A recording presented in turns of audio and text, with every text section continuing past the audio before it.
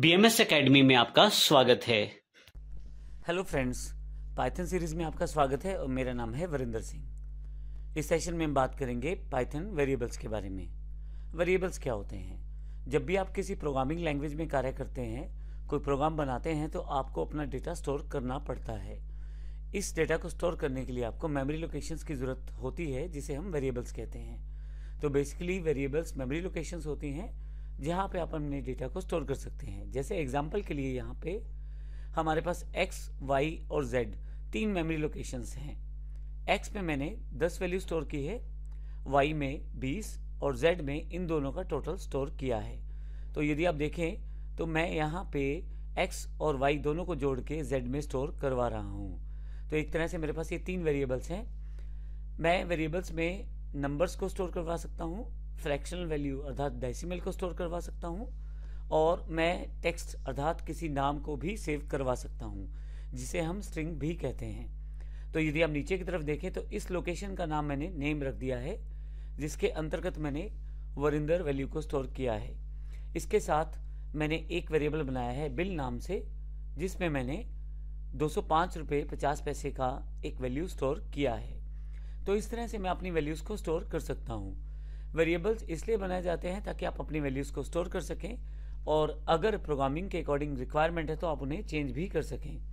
जैसे यहाँ पे मैंने अपनी वैल्यूज़ को चेंज कर दिया है। x में मैंने 20 स्टोर कर दिया है, y में 30 स्टोर कर दिया है और z में 50 उसका आउटपुट आ गया है। तो इस तरह से वेरिएबल्स का प्रयोग हम करते हैं अपनी वैल्यूज़ को स्टोर करने के लिए।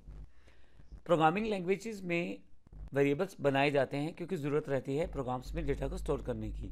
लेकिन पाइथन की सबसे अच्छी बात यह है कि पाइथन में बड़े ही सिंपल तरीके से आप वेरिएबल बना सकते हैं। केवल उसका नाम देने भर से ही आपका वेरिएबल क्रिएट हो जाता है। जब आप अपने वेरिएबल को नाम देते हैं और उसमें वैल्यू साइन करते हैं तो आपका वेरिएबल क्रिएट हो जाएगा। जैसे यहाँ पे मैंने x जब नाम दिया है तो यहाँ मैंने उसको वैल्यू साइन की है 20, तो ऐसा करते ही मेरे पास वो वेरिएबल क्रिएट हो जाएगा।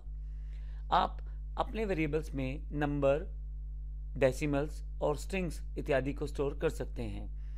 यहाँ नंबर मतलब सिंपल नंबर्स हैं, जैसे यहाँ एग्जांपल x, y और z तीनों नंबर तरह का डेटा स्टोर कर रहे हैं। आप स्ट्रिंग को भी सेव कर सकते हैं, डेसिमल को भी स्टोर कर सकते हैं। जैसे यहाँ पे मैंने नेम वेरिएबल रखा था जिसमें मैंने टेक्स्ट अर्थात स्ट्रिंग को स्टोर किया है, जिसमें मैंने वरिंदर वैल्यू को स्टोर किया है।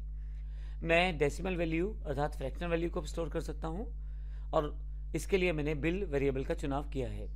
अब यदि आप यहाँ ध्यान से देखें तो यहाँ मैंने किसी भी तरह का डेटा स्टोर करने के लिए अलग से डेटा टाइप की जानकारी नहीं दी है, जो नॉर्मल वेरिएबल्स में बताया जाता है, जो कि नॉर्मल लैंग्वेजेस में किया जाता है। तो यहाँ पे मैंने एक्स, वाई, जेड जो है न्यूमेरिकल डेटा स्टोर करने के लिए प्रयोग किए हैं, जबकि नेम को मैंने यहाँ पे स्ट्रिंग डेटा स्टोर करने के लिए प्रयोग किया है, और बिल वेरिएबल को मैंने यहाँ पे डेसिमल वैल्यू अर्थात फ्रैक्शन वैल्यू को स्टोर करने के लिए प्रयोग किया है। स्ट्रिंग्स स्पेशल वैल्यूज रहती हैं जो टेक्स्ट वैल्यूज रहती हैं, जिनको स्टोर करने के लिए आपको डबल कोट्स का प्रयोग करना जरूरी रहता है, या आप सिंगल कोट्स में भी इन वैल्यूज को स्टोर कर सकते हैं। तो इस सेशन में हमने देखा कि वेरिएबल्स क्या होते हैं, किस प्रकार से हम उन्हें बना सकते हैं और किस प्रकार का डेटा हम उनमें स्टोर कर सकते हैं। अगले सेशन में हम प्रैक्टिकल रूप में देखेंगे वेरिएबल्स क्या होते हैं। धन्यवाद।